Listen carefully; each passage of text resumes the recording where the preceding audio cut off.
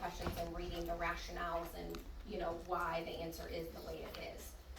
So, just practice those. And like I said, there's like student resources in your book if you like register it, and you can go and they have tons of NCLEX questions for, like I said, specific to each chapter, and you can practice and it'll help you, because if it's not that question on your test, it's probably gonna be one similar to it. So, just keep that in mind for studying.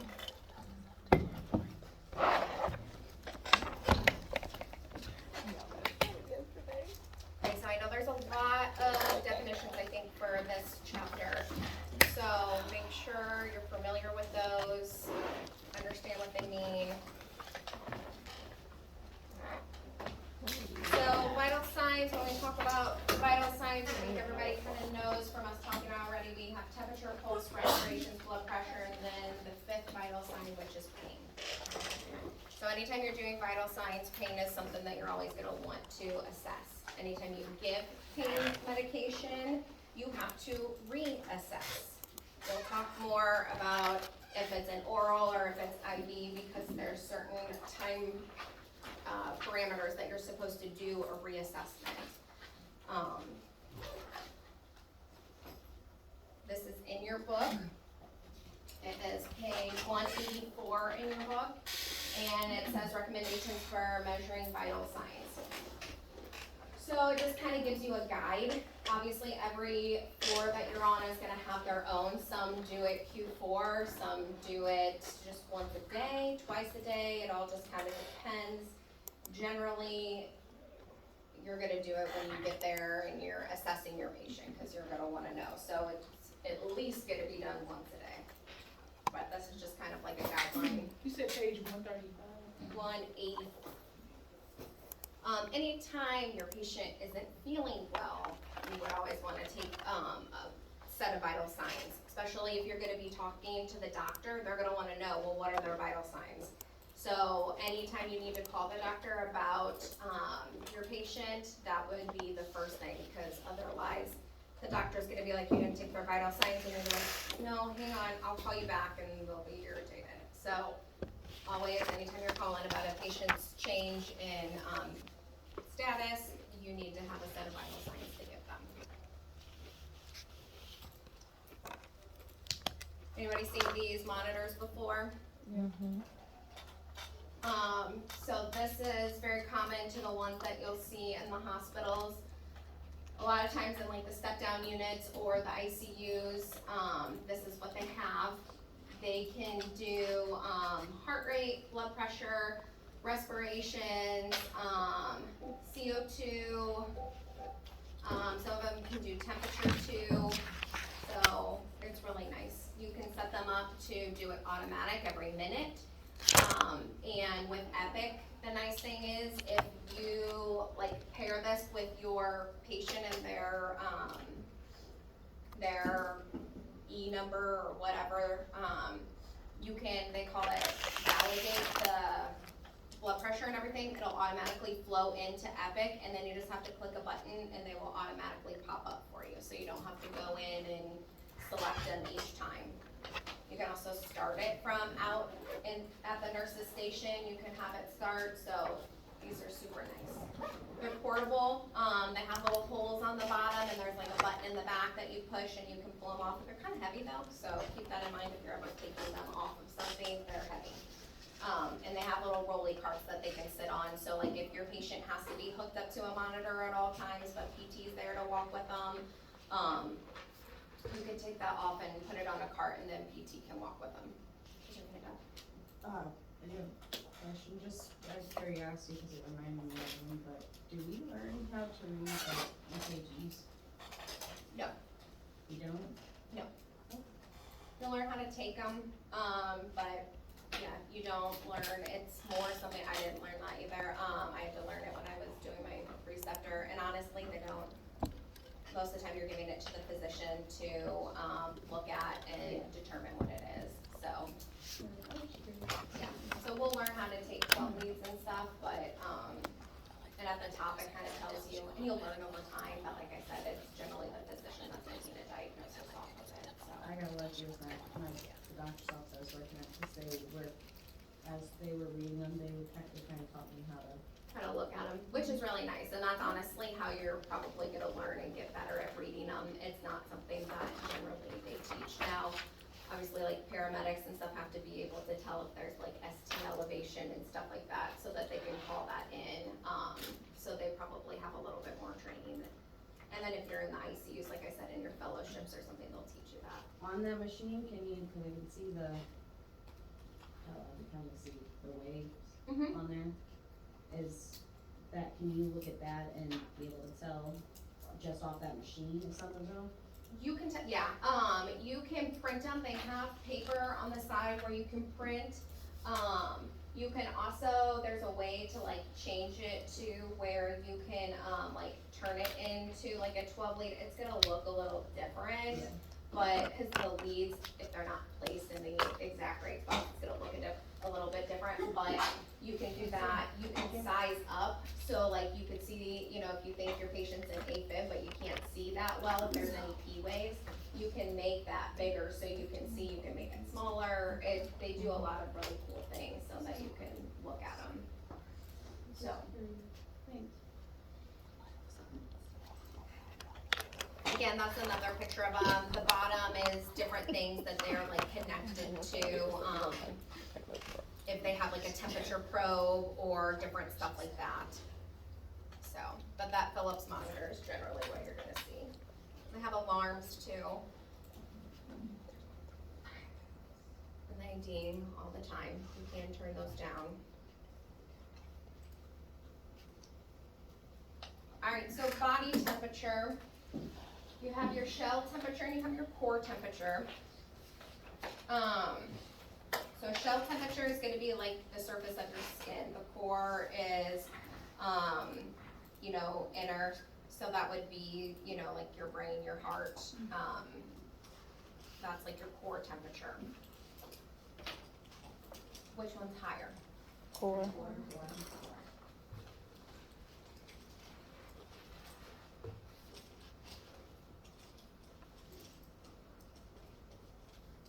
So different things that can affect your body temperature. I would know the ones in blue, as food intake. So breaking down food, especially protein, because you spend more energy trying to break down protein, can raise your body temperature. And then shivering is an example of increasing heat. So generally you're shivering when you're cold, but that's your body's way of trying to warm you up. So you may be shivering or have a patient shivering, and that's their way of trying to warm up, so. Just keep that in mind. Let's see. Also, younger, like babies and adults, older adults have a hard time sometimes maintaining their temperature. You know, babies sometimes have to be under those lights for a little bit till their temperature is a certain range. And then the elderly, a lot of times you'll see them always wrapped up in blankets and sweatshirts and stuff. They just have a harder time the older they get, maintaining their temperature.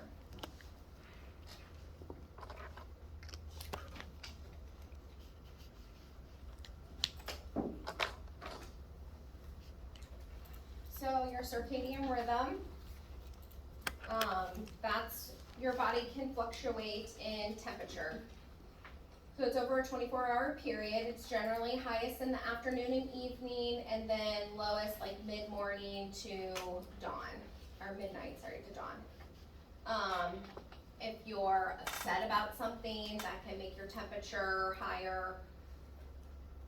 If you're sick, your temperature obviously can be higher because your body's working to fight off that infection.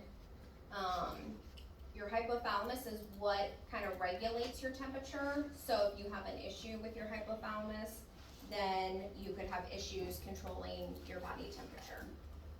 I would know that as well. Medications that you will see in the hospital being used to decrease temperatures, generally Tylenol. you don't see ibuprofen or aspirin given very frequently to decrease temperature. If someone has, hypothermia and they're trying to increase their temperature, why, whenever they do like the saline, why do they keep it up so hot?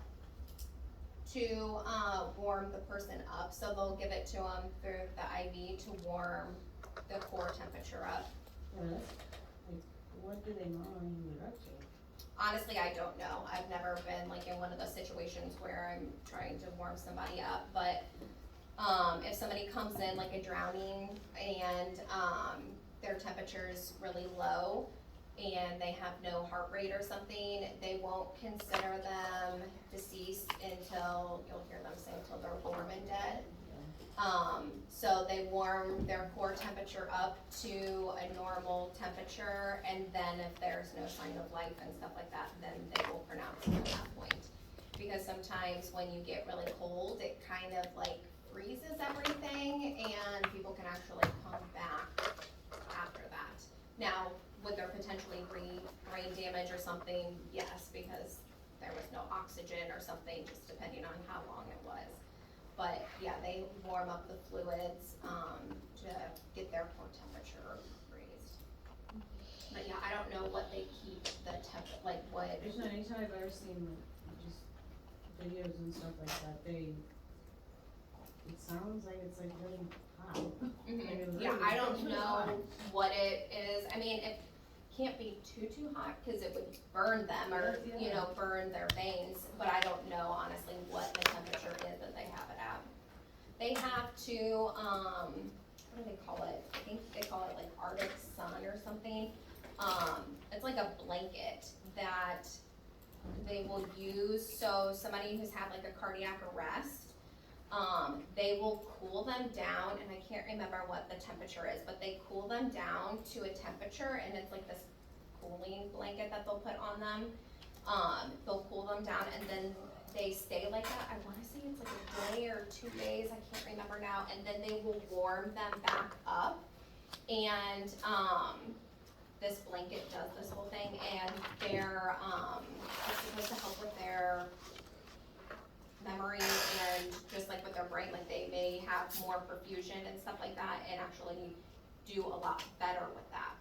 So you'll see that too, if somebody has a cardiac arrest and then doesn't come back from that, and they're still like on a ventilator or something like that, they'll do this cooling and then they warm them up, and a lot of times that can help them.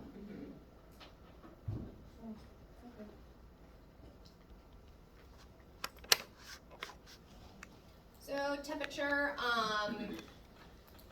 you can use Fahrenheit. A lot of times too at the hospital, they're gonna use Celsius. A lot of the thermometers will kind of go back and forth. When you put it into the computer, you can hover over it a lot of times and it'll go back and forth for you between Celsius and Fahrenheit, because I think we're the only ones that use Fahrenheit. The rest of the world use Celsius, so. Why do we have to be different? I don't I understand. know, right? Same with like pounds and stuff, we're the only ones that really use pounds, the rest of the world uses kilograms. So a lot of times you're gonna see having to convert pounds to kilograms and stuff like that, because that's how the medication and stuff is dosed, is generally off of kilograms. So normal temperature is 98.6 Fahrenheit. What would it be Celsius? Anybody know? It'll be lower. You said 98.6? Yeah, that's Fahrenheit. What would that be in Celsius? It's like 37. 37. So that would be, normal. So just having an idea when you're taking temperatures, you kind of need to, if the thermometer is only doing it in Celsius, you know if you're getting 34, then that might not be correct, so. No.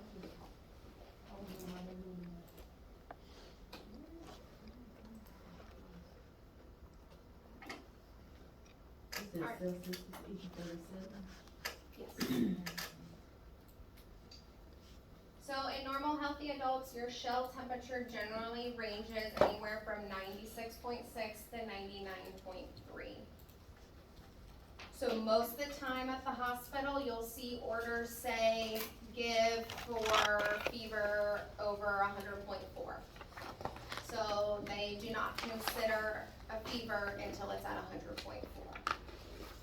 Okay? Because the average, like somebody could be 99.3 and that's normal for them. You'll have other people that will tell you, you know, well, my temperature's low, so I have a fever because it's 98.6. Well, we don't consider it a fever. So that's great if their temperature is normally 96.6 and they don't feel great and it's elevated, that's okay, but that's not what we consider a fever. So, you wouldn't necessarily give Tylenol just because of that. So chances of survival diminish in body temperatures exceeding 110, and if they fall below 84. The book says 105. You can start like having seizures. Yeah, I was gonna say, the book is 110. But yes, so what can happen is when they get too high, seizures can happen, cause brain damage, then, you know, they could not get oxygen and basically suffocate if that's a situation that can happen. And then if it falls below, obviously your heart can stop and go into cardiac arrest, coma, so.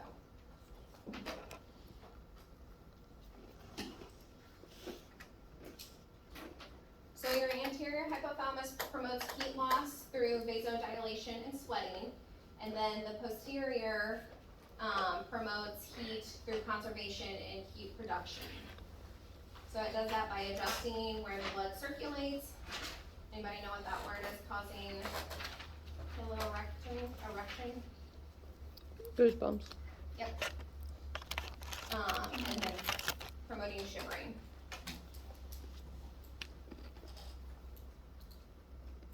Wait, what's pillow erection? Goosebumps. Oh. Oh, did you?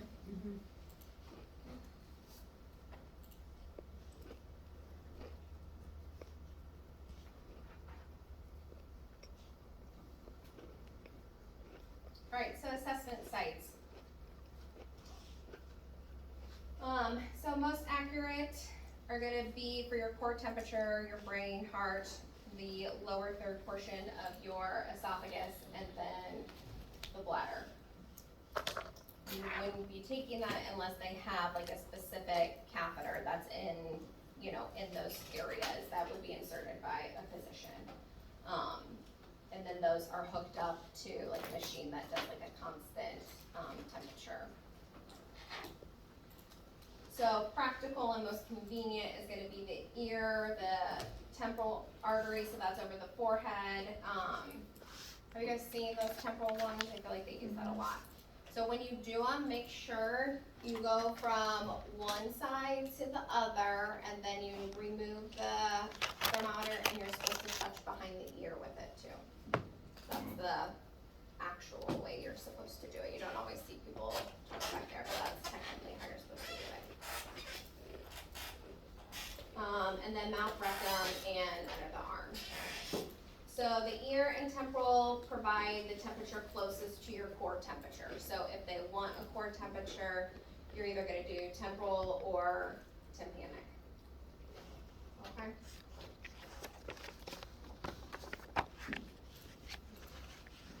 Why not do the rectum?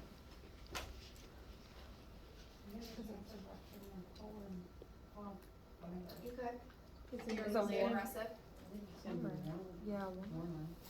Anybody heard of vasovagal? Mm-hmm.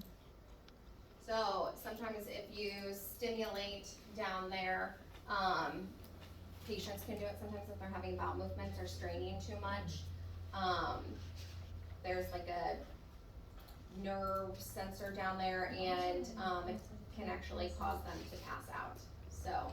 Good to have a few times in a row where they're surround them so long and they're just straining. And I was sitting in the room one time while one of them was on the toilet and.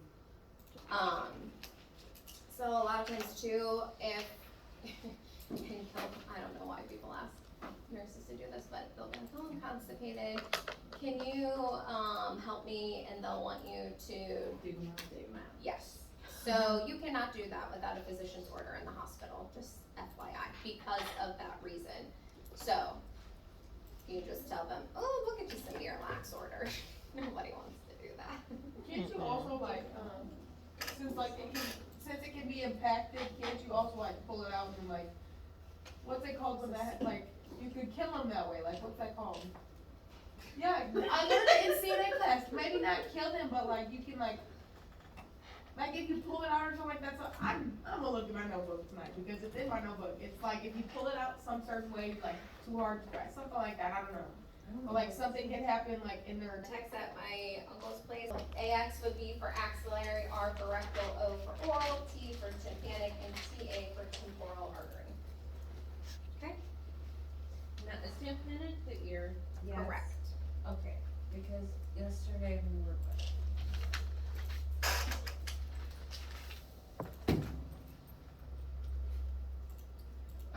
You may have heard this before too, if you're taking somebody's temperature, especially if you're taking it orally, you should wait 30 minutes if they just ate or drank something, if they're chewing gum. And then we've kind of mentioned that it needs to be placed in that back sublingual pocket when you're taking it, okay? Rectal, even though that is close to core temperature, you're not gonna do that because we already talked about why you don't generally do that. You're gonna do tympanic or you're gonna do temporal. But also stool in the rectum, it can affect the temperature, it's embarrassing for the patient, and we already talked about potential for injury, so that's why you don't use that one, but sometimes maybe in babies you would, that would be like honestly the only population I would see, maybe you would do that more, but.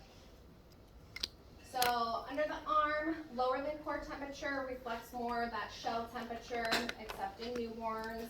It's readily available, pretty safe, and, sometimes it takes a little bit to take that one compared to like the oral, it'll just keep spinning and spinning and then eventually it'll pop up. But it's always important if you're letting a physician know, their vital signs, how you took the temperature, so that they know. So if you're saying, you know, it was 95.6 axillary, because if you said it was 95.5 and you took it oral, well, they would think, oh, that's pretty low then, you know, for oral. But okay, that might make sense that you took it under the arm and it was 95.5. So anyway, just make sure you're letting them know how you took the temperature. Also, if your patient is on oxygen, that can lower the oral temperature too. So you may need to take the oxygen off for a minute if it's significantly different. I mean, obviously you don't want them deprived of oxygen if they really need it, but.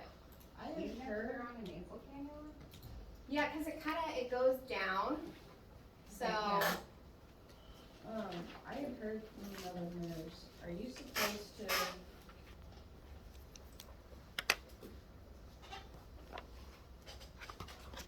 Alright, so different thermometers, I have some pictures of some that we'll look at. You will not see glass thermometers anymore unless somebody has one, but they don't use those anymore. So this is one you might see, that's one of those oral ones. This is an infrared one, and that's tympanic. I think we have one of those back there. Anybody see these Tepa dots? They're really hard to read. So you may see this like in a patient with like a C. diff room, because they're disposable, but you can't, as far as I'm aware, you can't put these like in the mouth or anything. They go like under the arm, and they're, as you can see, those teeny little dots, and you're trying to like look at it and decipher exactly which ones are blue and not. So you do see those occasionally. Like I said, they're disposable, so you may see them like down in the OR or something like that, but kind of hard to read. I don't think you can, I mean, I don't know, I've never seen them put in the mouth, but. Our doctor's office like told us that we had to put them in the patient's mouth. Really? And maybe you do, I've only seen them like under the arm or something like that, but, I mean, I guess you could put them in the mouth, I don't know why you couldn't, it just seems like they're so flimsy and stuff that, I don't know, how do you make sure they're in like the right, I It don't was know. so hard, I never used them. I was gonna say, I don't like them, but.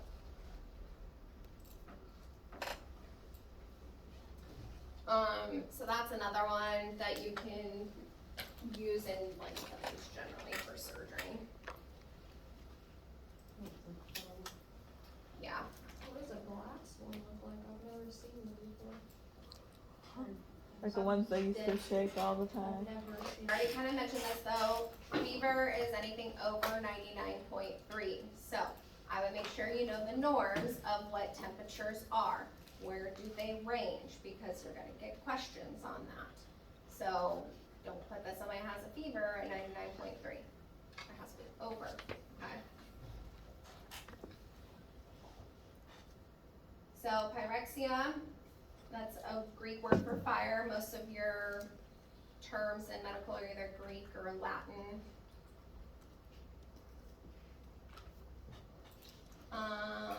Okay, so hyperthermia is a condition in which your core temperature is excessively high and the temperature exceeds 105.8. Okay. If a patient has a fever, you're going to hear it referred to as their febrile, or a patient is afebrile. Afebrile means no fever. Febrile means they have a temperature that exceeds 99.3. Okay? Those are the terms that you're gonna hear used as well.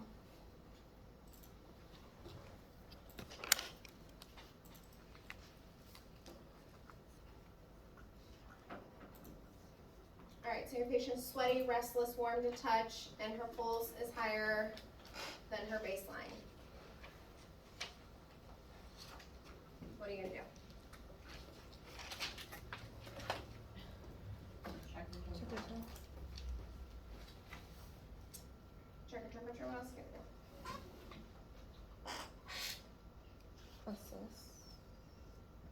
Maybe vitals, I think. Your pulse, oxygen, temperature, maybe pulse and vitals, everything. Exactly. You're gonna do a full set of vitals. Because she's sweaty. I mean, you don't know that she's sweaty because of her temperature, maybe her blood pressure's super high, maybe there's something going on.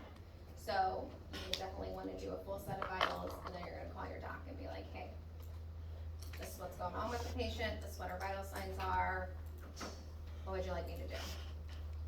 Okay? Cause like I said, first thing they're gonna ask you is what are their vital signs?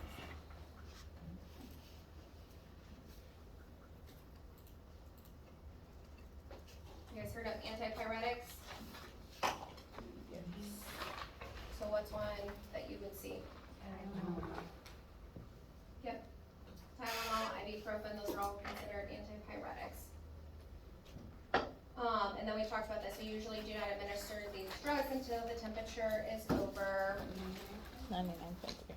or you will see, I know it's a little, I said 99.3, but generally, they won't give it till it's over 100.4. Yeah, so it's a fever over 99.3, but you won't see order to give Tylenol until it's over 100.4.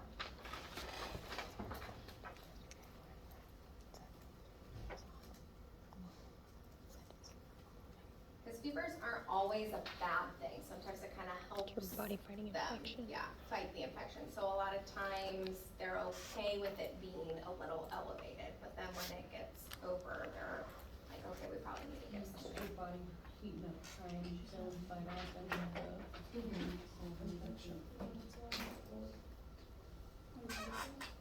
So the speaker notes on that say 102. It says 102, but a lot of times you will see, you can give for a fever of 100.4. Okay. Most of the time, that's what the orders will say, is 100.4.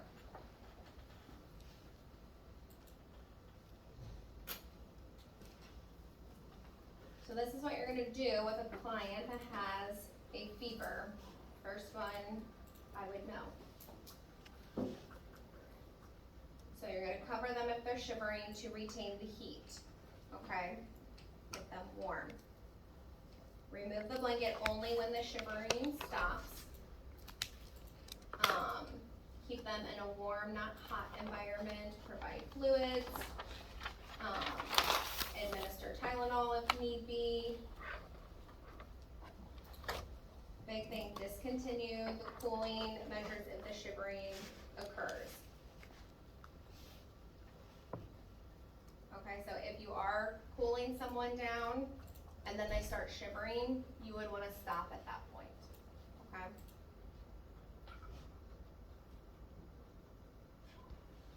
Do you guys know what tepid water is? Where it says sponge bath with tepid water? What? Kind of room temp, like your lukewarm water. Honestly, the hospital water, they probably have it set where it can't go over a certain temperature, cause I feel like every time you try and do a bed bath, you're like trying to get it as warm as you can, you're like, this is mildly warm, so they probably do that so you can't burn them, but the water doesn't get super hot.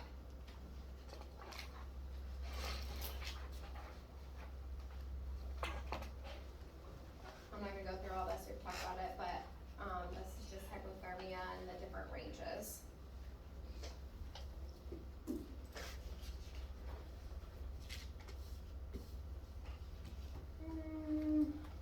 These are different symptoms of hypothermia. So if you just think it's kind of the opposite of what, if you were hot and sweaty and just were done running, and so, I mean, the person will be cool, pale, they'll be stiff, they could have an irregular heart rate, their pulse will be slow, their respirations will be slow, pain sensation may be slow because their extremities are cold, so.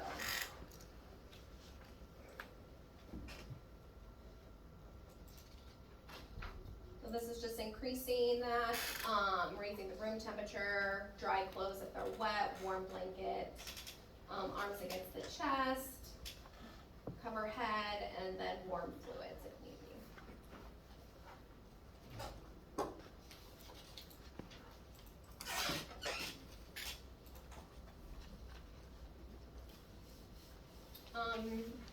Again, you don't ever wanna warm them too fast, it's like a gradual thing. There's less chance for issues if you are doing it slowly and gradually over time. Also, in the hospitals, they do not let you have, heating pads or anything like that because of the chance of burns. They do have like these aqua pads that I've seen that like water runs through them and it warms it up, not to where it can burn, but you can get those, but you will not be able to get heating pads. So a lot of times you're using warm blankets. If somebody needs, you know, if like their back's hurting or something, you can go get a warm blanket and kind of like wrap it around them or something like that, but you can't get like a heating pad. Has anybody been burned by one before? A heating pad? Mhm. My mom was. Yeah. They can be nasty burns too. It was, it blistered all over her back and. Well, people take them cloth things off of them thinking that. Yeah. I'm not gonna go into huge detail with all these because we talked about a lot of it, but we talked about regular, irregular, +1, +2, +3, +4. If it's a 0, what does that mean? Absent. Correct, that's not close. Normal for adults is 60 to 100. Know that? Know that? Know that? We talked about thready, weak, normal, bounding, so that thready is that like +1. A little old lady, you might see a thready pulse on her, somebody who's sick, not doing well. Okay.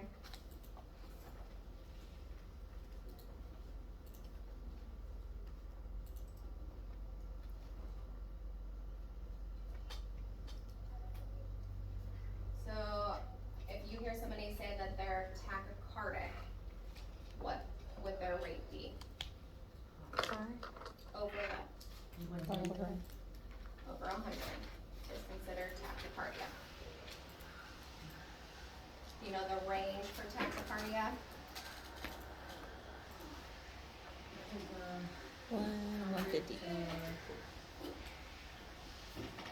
wanna say 180. 150 is what it is. Bam. Give me a high five on that. 100 to 150. What about if somebody has bradycardia? Under. Under 60. Some people, that's where they live, runners and stuff like that, you'll see them in the high 40s, low 50s, that's normal. So don't freak out just because you see somebody low like that, that can be normal for them as long as they're not symptomatic. If somebody talks about having palpitations, that's that flutter. You know how they say like your heart skips a beat? Have you guys ever felt that before? So those are actually PVCs, and that's kind of what like a flutter feels like, is when you have that little.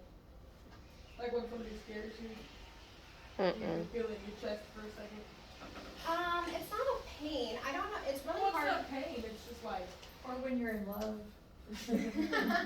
What? It's hard to explain. Like it's arrhythmia. So you have an irregular pattern of heartbeats.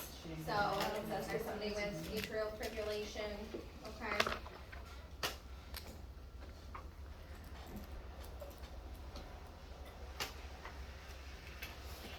So younger the patient, the more rapid the pulse, all the way up to adulthood. There's no distinction between adults and geriatrics.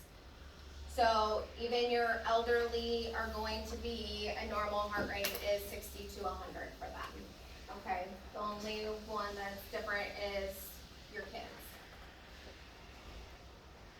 Your circadian rhythm, so your rate can be slower in the morning. Sometimes if you get out of bed too fast or something, your blood pressure and your heart rate might be kind of low because you were laying down. So sometimes people can, pass out if they get up too soon in the morning. And then gender, males' rates are generally greater than, isn't that greater than? Less than, sorry. I always have to think about that. Are less than women, so. I always think of it as like an alligator mouth, and an alligator eats the bigger, whatever. The bigger number, yeah. Okay, man. And then somebody who we talked about is already fit and stuff, they'll have slower heart rates. Exercise, activity, that can decrease your resting heart rate. Stress, that can raise it. Body temperature can raise it. And then, bleeding can increase your pulse too.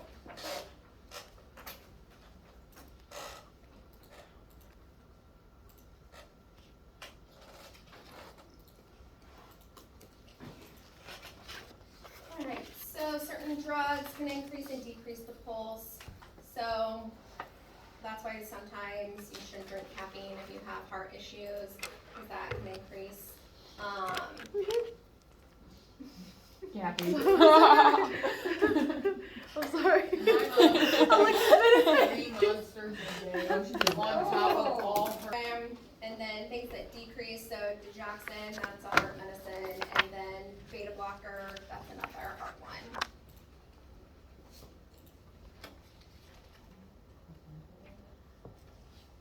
So you always want to make sure you're checking your patient's pulse if they're on those medications. Sometimes they have parameters, like don't give if heart rate is less than 60. So just make sure anytime you're on a beta blocker or digoxin, you're checking their blood pressure, or sorry, their heart rate.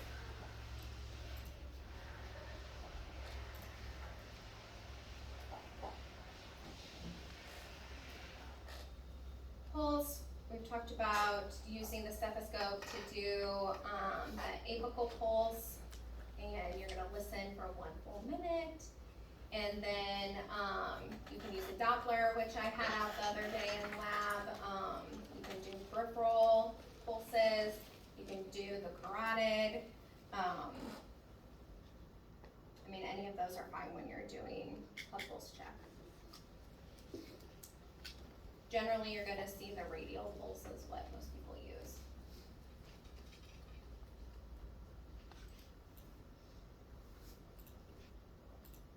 that slide telling you exactly where that apex is, that apical spot.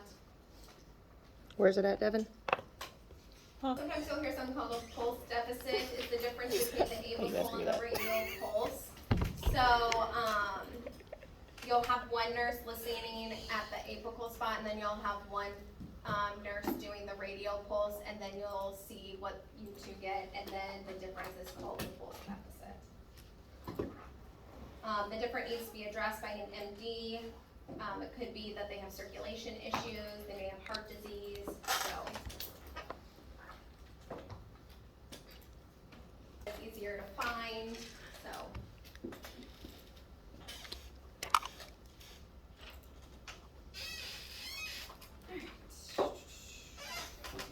Let's take a quick break. It's on my McDonald's seats. If you ever are unsure if your patient's breathing, you can always feel their chest. You should feel their chest go up and down. Another thing you can do, because sometimes people can control their breathing if they know you're watching their respirations, you can pretend like you're checking their pulse and kind of put their arm over their chest, and you can kind of tell respirations that way too, and they're maybe thinking that you're doing the pulse. So, that's another thing. Okay?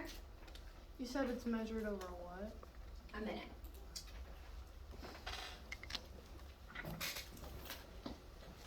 And like breathing in and out, that's one. Not in and out, that's two. It's one in, out. That counts as one.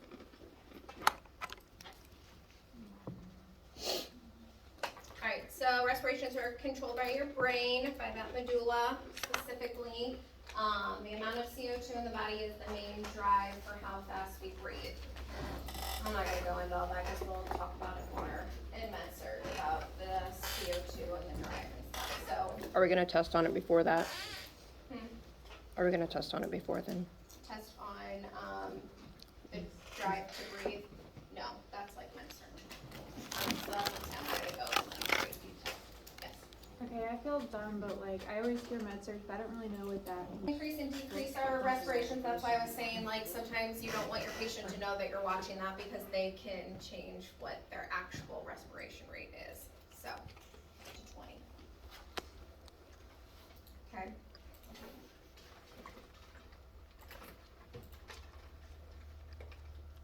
So, if somebody's having difficulty breathing, nurse 101, what are you gonna do?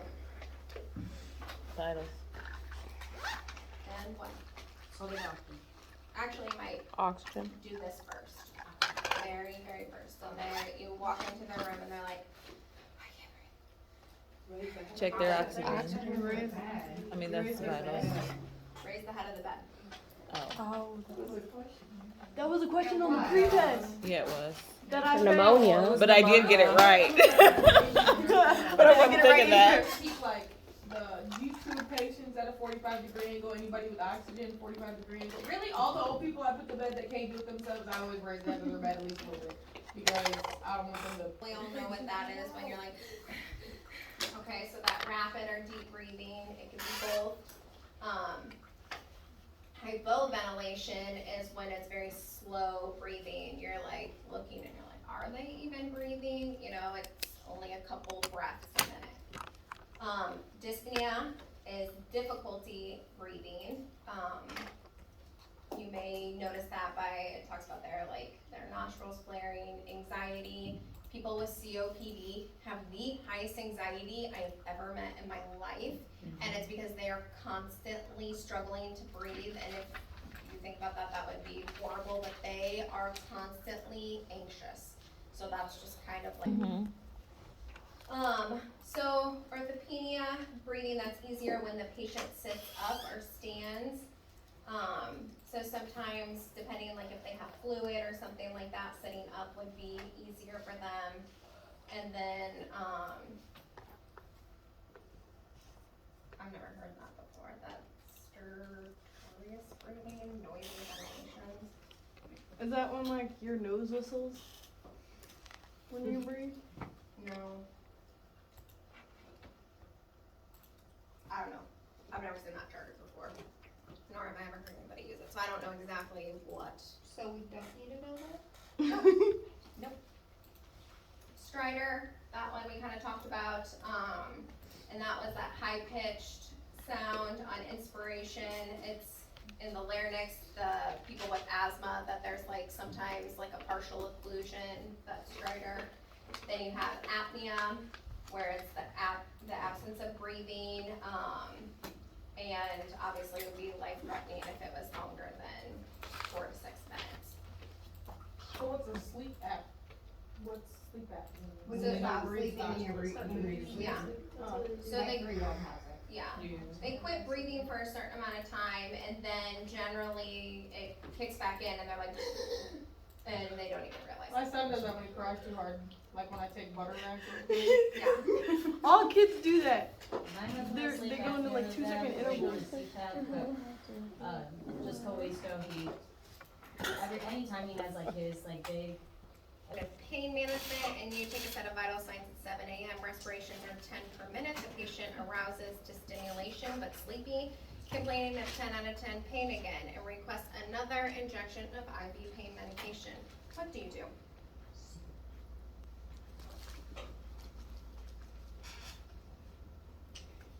Are the respirations normal? No. They're low. So they're low, but they're having 10 out of 10 pain. So vitals, and then if their pain medication is like per request, or if you have to get another order, right? Call Wouldn't the pain doctor. medication be the thing that's bringing it down though? Cause didn't he say some medications bring it down, so Yeah. wouldn't you stop the pain medication? And like And- reassess but and see if they pain- just build a tolerance and you and need pain to is- switch Should it. you The heart rate. just assess the pain? So you would assess So- the pain. What as a nurse could you do? Because you're obviously looking at this and you're like, all right, respirations are low, they're sleepy, they're complaining of 10 out of 10 pain, They're but pain is, try repositioning them. Can we do a warm blanket? Can we elevate your leg, cause that's what's hurting? Can you do meditation?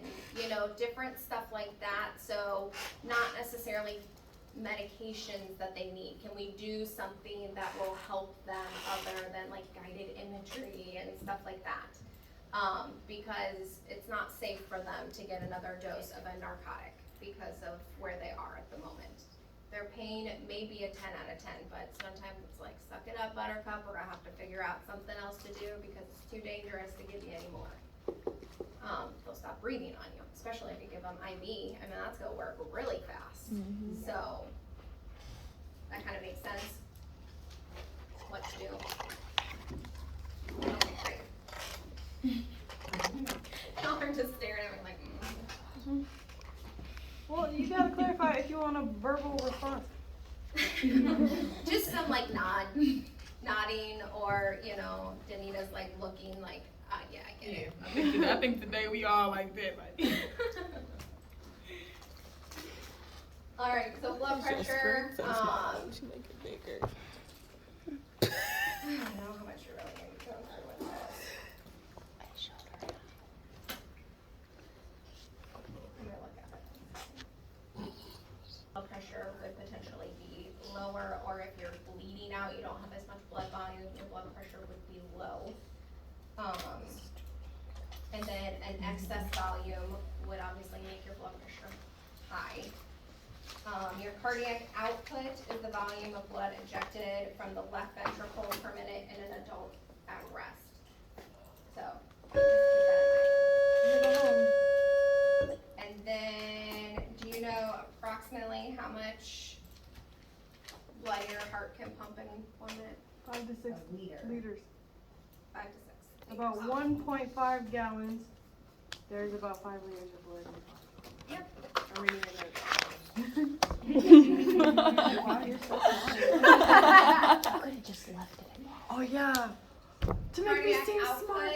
is also known as stroke volume too. So, I didn't think about that. stroke volume times the heart rate. So you may hear them talk about that. You have preload, afterload. Those I would know for your test what preload is, afterload is. Okay.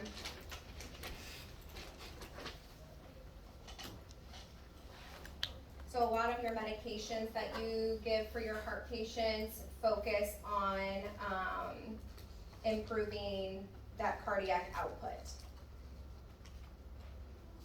Because their cardiac output is low, you're wanting to increase it so that their ejection fraction is higher, they're having better perfusion, so.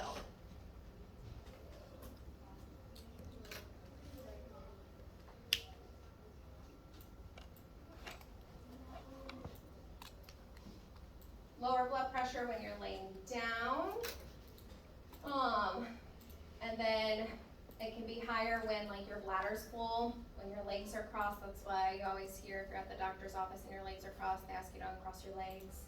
When the person's cold, and then when they're on drugs that are a stimulant, their heart rate, and blood pressure can be high. I would know the difference between both of those for your test. Your blood pressure is measured in millimeters of mercury.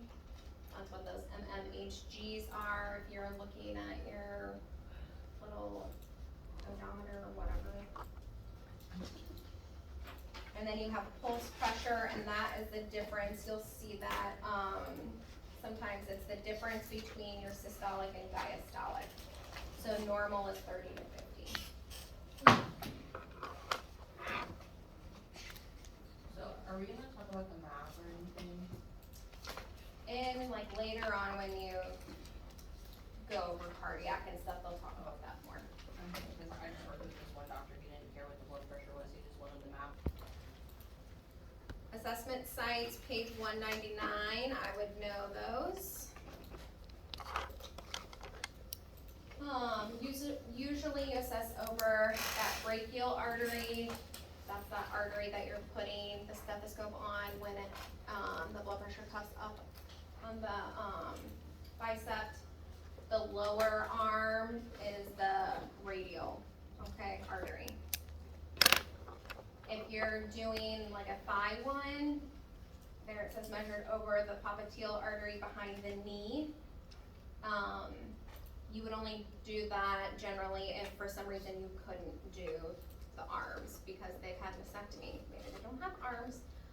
Maybe they have a dialysis catheter in one and had a mastectomy in another, so you can't use them.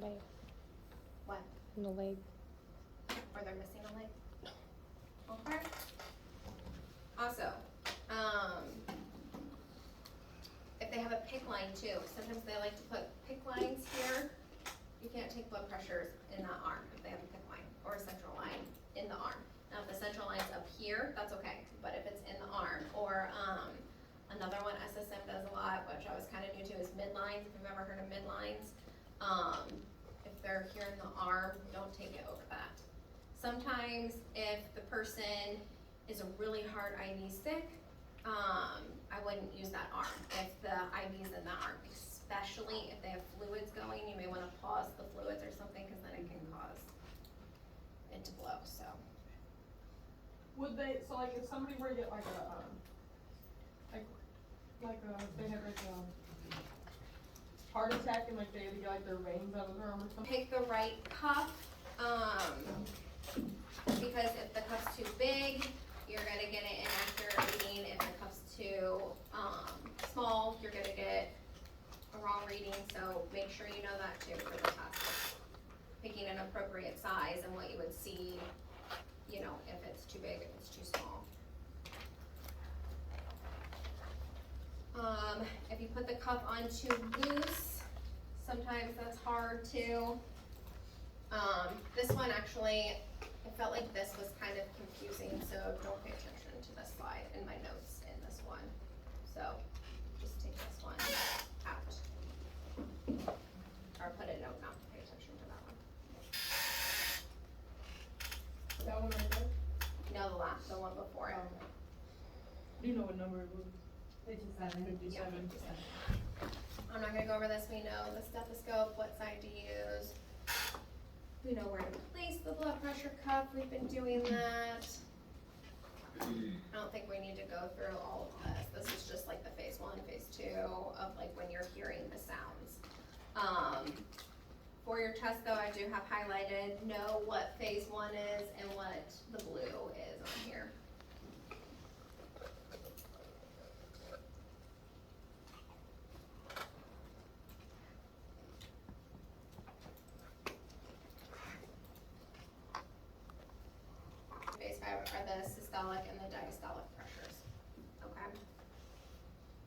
one is when you start hearing it. And then the last phase is when it.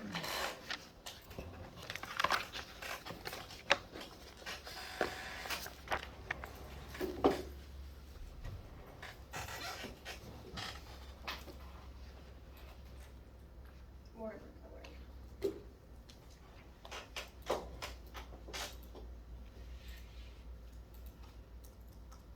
Alright, so abnormal blood pressure is right there for you, so that's what's considered hypertension, pre-hypertension, and then hypotension. Okay. Anybody know what orthostatic hypotension?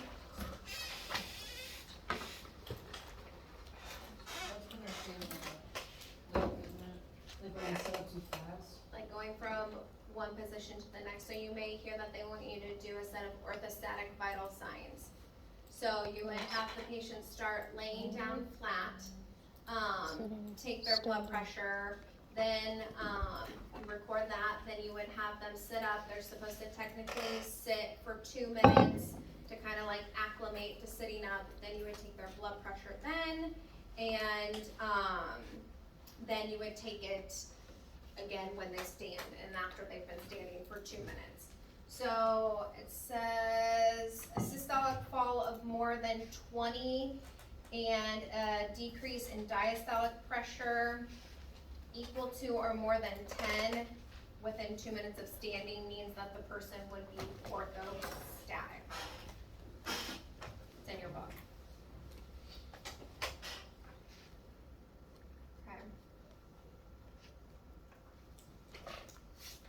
And the magic number's 2 minutes in between both of them.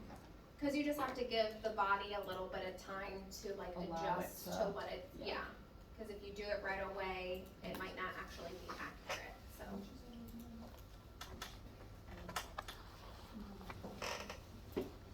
So right there, like we talked about lying, sitting, standing.